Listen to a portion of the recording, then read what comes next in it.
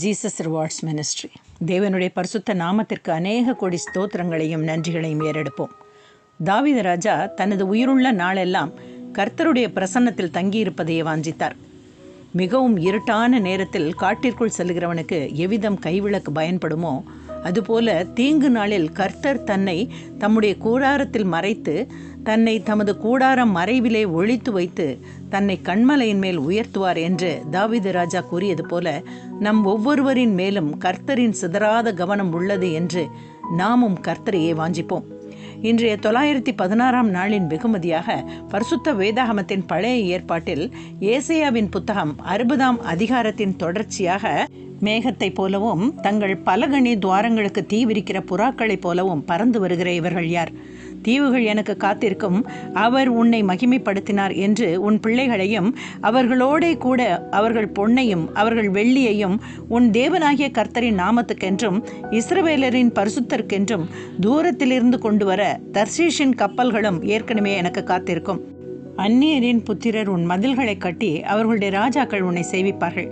என் கடும் கோபத்தினால் உன்னை அடித்தேன், ஆனாலும் என் கிருபையினால் உனக்கு இறங்கினேன்.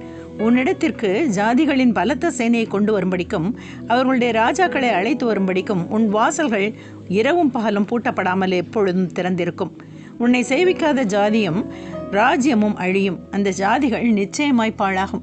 என் பரிசுத்த ஸ்தானத்தை சிங்காரிக்கும்படிக்கு லீபனோனின் மகிமையும் தேவதாரு விருட்சங்களும் பாய்மர விருட்சங்களும் புன்னை மரங்களும் கூட உன்னிடத்திற்கு கொண்டு வரப்படும். என் பாதஸ்தானத்தை மகிமைப்படுத்துவேன். உன்னை ஒடுக்கினவர்களின் பிள்ளைகளும் குனிந்து உன்னிடத்தில் வந்து உன்னை அசட்டை பண்ணின யாவரும் உன் காலடியில் பணிந்து உன்னை கர்த்தருடைய நகரம் என்றும் இஸ்ரவேலருடைய பரிசுத்தரின் ஜியோன் என்றும் சொல்வார்கள் என்று ஏசாயா தீர்க்கதரிசி எழுதியிருக்கிறார்.